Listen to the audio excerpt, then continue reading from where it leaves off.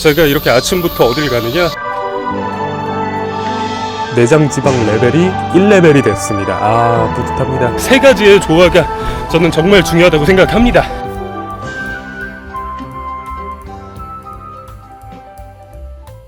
안녕하십니까, 방구석 운동가 여러분들, 디어입니다. 어느덧 이렇게 매미 소리가 엄청나게 들리는 때가 돼버렸네요. 제가 이렇게 아침부터 어딜 가느냐? 저는 이제 주기적으로 인바디를 재고 있습니다. 인바디라 함은 단순 체중 외에 체성분을 측정하는 거죠. 몸에 근육이 얼마나 있는지, 체지방이 얼마나 있는지, 이거를 단순 가정기기로서 체크해도 되지만 정확도도 떨어지고, 그리고 저는 이렇게 충분히 잴 수 있는 수단이 있기 때문에 따로 구매하진 않았는데요. 어떻게 어디서 재냐, 헬스장 안 다니지 않냐 싶으시겠죠? 제가 자주 설명해 드리긴 했지만 처음 보는 분들을 위해서 다시 설명해 드리면, 저는 서구 보건소, 이제 저희 동네에는 보건소에 인바디를 무료로 측정해 주는 게 있습니다. 각 지역마다 각 관공서, 행정복지센터나 이런 여러 곳들에 있다고 하니까 여러분들도 관심 있으시면 가보시고, 우선 오늘 잘 재고 와 보도록 하겠습니다.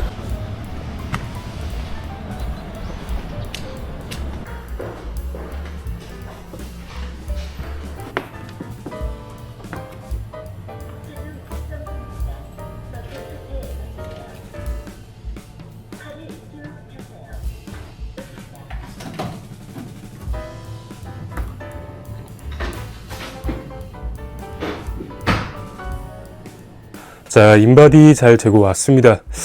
종이 검사지 같은 거 받는 거 아닌 건가요 싶으실 텐데, 어플에 기록을 해서 보고 있거든요. 여러분들께서 이제 인바디를 재신다면 주기적으로 재시는 게 당연하지만 좋고, 변화를 이제 모니터링 할 수 있으니까요. 그리고 체크할 땐 최대한 같은 조건에서 재주십시오. 특히 공복에 운동 전에, 운동한 후에도 굉장히 여러 가지 요소로 다른 게 결과가 나올 수 있다 보니까 최대한 몸, 신체 상태가 변수가 없을 때 재시는 걸 추천드리겠고, 제 지금 변화를 보면 딱 한 달 됐습니다. 저번에 6월 17일에 쟀는데 지금 7월 16일이죠. 원래라면 저 2주마다 쟀었는데, 러닝에 집중하고 난 후에는 조금 빈도가 적어졌네요. 우선은 안 좋은 점부터 말씀드리면, 아쉬운 부분은 골격근량, 근육량이 조금 빠졌습니다. 0.6kg 빠졌네요. 좀 아쉽습니다. 하지만 이게 체수분이 좀 많이 빠진 영향인 것 같아요. 근육의 70% 정도가 물이기 때문에 이렇게 체수분이 빠지면 당연히 근육 수치상으로, 얘가 인바디가 재는 알고리즘 자체가 전류를 보내서 그에 따른 반응으로 재는 거기 때문에 체수분의 영향을 좀 많이 받는다고 합니다. 그 당시에 이제 여름 바로 직전이었고, 여름이긴 했지만, 하지만 지금 더 더워지고 수분 손실이 많이 나는 상황에서 일어나는 현상 같아요. 아쉽지만 열심히 방어를 더 해야 될 것 같습니다. 하지만 희망적인 거는, 러너들에게는 사실 키 빼몸, 오늘 말씀드릴 주제죠. 키 빼몸이 정말 중요하게 다가오지 않겠습니까? 체중이 1.9kg 빠졌습니다. 2kg 빠진 거죠. 거기에 체지방량도 다행히도 같이 빠져서 0.2kg 빠져서 체지방률이 9%가 됐습니다. 상당히 고무적인데요. 나름 한 8% 되려나 하고 갔는데, 골격근량, 체수분이 많이 빠져서 8%는 되지 못했습니다. 하지만 체지방량 자체, 순수 체지방량이 준 것도 저는 만족스럽고, 무엇보다 복부 비만 복부 비만이 내장지방 단면적이 5.1 제곱센티미터 빠져서 내장지방 레벨이 1레벨이 됐습니다. 뿌듯합니다. 바프 준비할 때 정도에서나 좀 1레벨이었었는데, 이렇게 러닝에 집중한 후에 처음으로 다시 1레벨로 돌아온 것 같습니다. 지금 근육량이 많이 빠진 부위로 보면은 다리가 엄청 많이 빠졌네요. 제가 봤을 때 지금 하체 보강 운동을 요즘 좀 빡세게 하다 보니까 오히려 그 빡셈으로 인해서 손실이 일어난 것 같아요. 체지방은 몸통, 팔다리는 체지방이 빠진 게 없는데 원래 제가 좀 많이 적었어서 몸통에서 아마 배나 이런 데겠죠? 이런 데서 좀 체지방이 빠진 걸로 확인했습니다. 자, 그래서 이렇게 인바디를 재고 난 후에 자기 신체에 대해서 육안으로 보는 것 외에 이런 좀 육안으로 볼 수 없는 것들에 대한 모니터링을 할 수 있는 게 너무나 좋죠. 단순 이제 러닝에만 집중하시는 분들께서나 좀 1차원적으로 다이어트 하시는 분들께서는 체중기 숫자의 숫자만을 좀 깎아내길 원하시는 분들이 많으신데 그러지를 않기를 저는 항상 권고드리고, 그렇기 때문에 제가 근력운동이나 식단을 최대한 나름 열심히 병행하고 있는 건데요.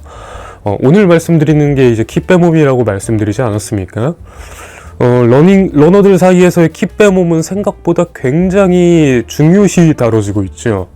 어느 정도 이상 수준에서는 킥빼몸 몇이 불가항력적이다, 이런 말들이 있는데요. 단순 물로 비교했을 때 얘는 탄산수지만 어쨌건 얘가 500ml거든요. 그렇다면 얘는 0.5kg인 겁니다. 물로 봤을 때 1kg은 생수 페트 하나 1리터짜리를 들고 다니는 거예요. 자, 여러분들 지금 뛰고 달릴 때 핸드폰 이거 1kg 안 되잖아요. 몇백 그램 밖에 안 되잖아요. 얘만 해도 들고서 계속 달리면 어떻습니까? 팔 너무 무겁고 뻐근하고, 그래서 좀 암밴드나 러닝 벨트 같은 거를 이용하시잖아요. 그럴 정도로 몸에 붙어 있는 무게로 인한 러닝에서의 문제 여지가 굉장히 많습니다. 단순 불편함, 힘듦의 가중뿐 아니라 다리에 전해지는 충격량도 달라져요. 이건 뭐 주법도 영향을 받고 신발도 영향을 주는 부분이 있지만, 무게가 높으면 당연하지만 충격량은 훨씬 커질 수밖에 없는 거는 단순적인 물리학적인 접근으로만 봐도 너무나 당연하죠. 그렇기 때문에 여러분들께서 러닝 욕심이 나시는 분들이 계시다면은 저는 건강한 다이어트를 하기를 항상 말씀을 드리고 있습니다.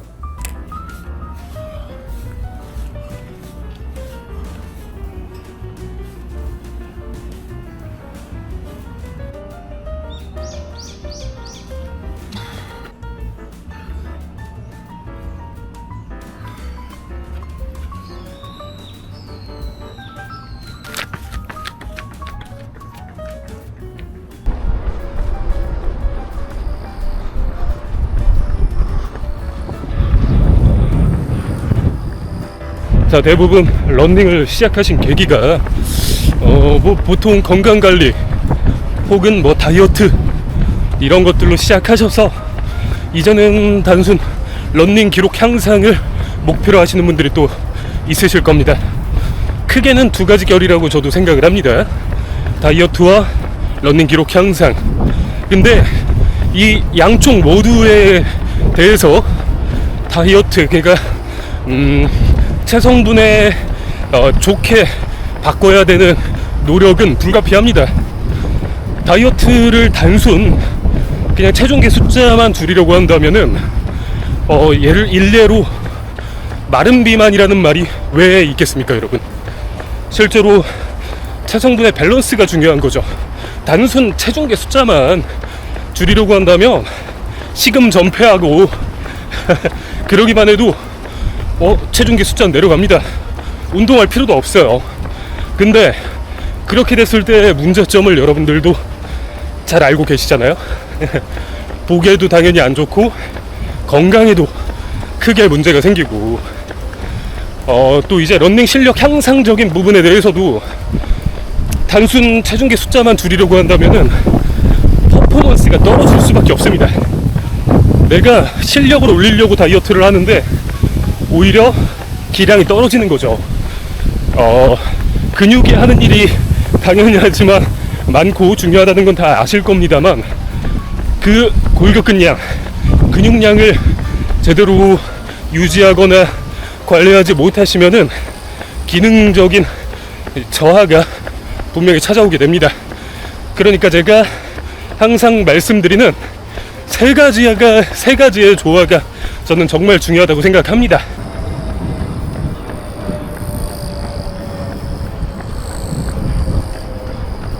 자, 우선 당연하지만 러너로서 유산소 운동이죠. 다만 이 유산소 운동에 대해서 강도 설정이나 본인에게 맞는 제대로 된 목표 설정을 하지 않으면 오히려 신체적인 결함이나 손상이 생길 수 있습니다. 본인의 역량을 잘 파악하고 내가 추구하는 게 무엇인지 그것을 잘 설정하신 후에 러닝 비율을 조정을 하셔야겠습니다.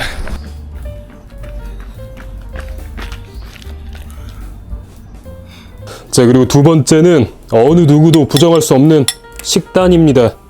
중요도로 따지면 저는 식단의 비중이 사실 제일 높다고 생각해요. 이건 운동하거나 다이어트 해보신 분들은 누구나 다 공감하실 겁니다.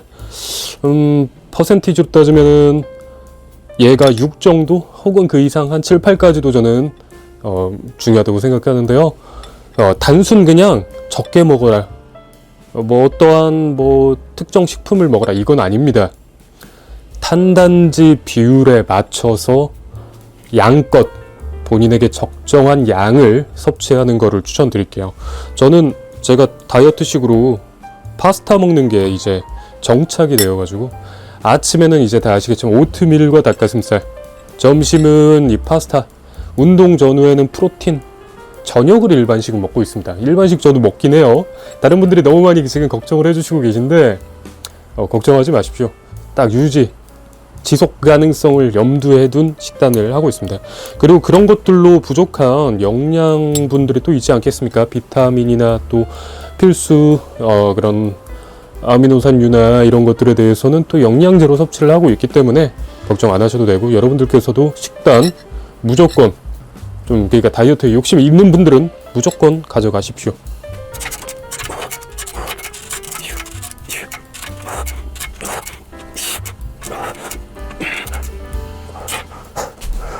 마지막 세 번째는 이 근력 운동이죠.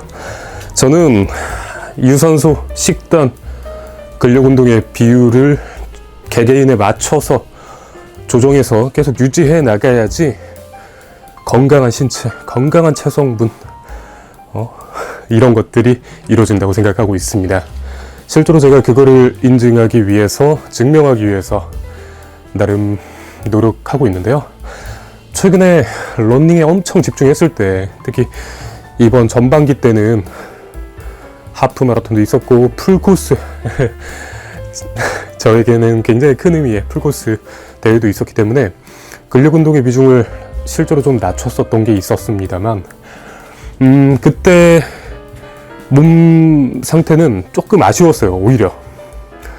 그런데 그 와중에 이렇게 식단과 근력 운동, 유산소 운동, 러닝의 이 세 가지의 비율을 제가 나름 계속 맞추려고 노력하고 하다 보니까 요즘 좀 그게 잡혀가는 느낌입니다. 뭐 요즘 같은 경우에는 사실 러닝의 강도를 높게 가져갈 수 없는 혹석이기도 하다 보니까 그런 것도 있는데요. 근력 운동 좀 하기 싫어하시거나 힘들어하시거나 러닝만 하기에도 시간이 벅차다 하시는 분들이 계신 건 알고 있습니다. 하지만 욕심이 나시고 내가 건강하게 다이어트를 이뤄내서 기능도 올리고 육안으로도 미관적으로도 멋지게 보이고 싶으신 욕심이 있으신 분들이라면 막 거창하게 한두 시간 투자하시라고 말씀드리는 것도 아닙니다. 하루에 30분이면 충분해요. 저도 정말 안 될 때는 진짜 좀 타이트하게 해서 30분까지도 하고요. 평균은 저도 1시간을 넘기지 않습니다. 보통 1시간 정도 하고요. 1시간 안 되면은 말씀드린 대로 30분 정도, 대신 루틴이나 이런 거를 최대한 좀 충분히 자극이 올 수 있는 정도로 조정을 하고 있습니다. 오늘 이렇게 여러분들에게 인바디, 키 빼몸, 건강한 다이어트 이런 것들에 대해서 필요한 것들을, 제가 느낀 것들, 경험한 것들을 말씀드려봤는데요.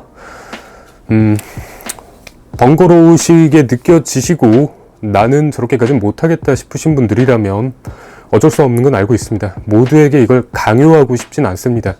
하지만 제가 귀감이 되어서 여러분들에게 나도 저렇게 하면 나아질 수 있는가라는 그런 인상을 드리고 싶은 마음에 앞으로도 더 노력할 것을 말씀드리고 약속드리겠습니다.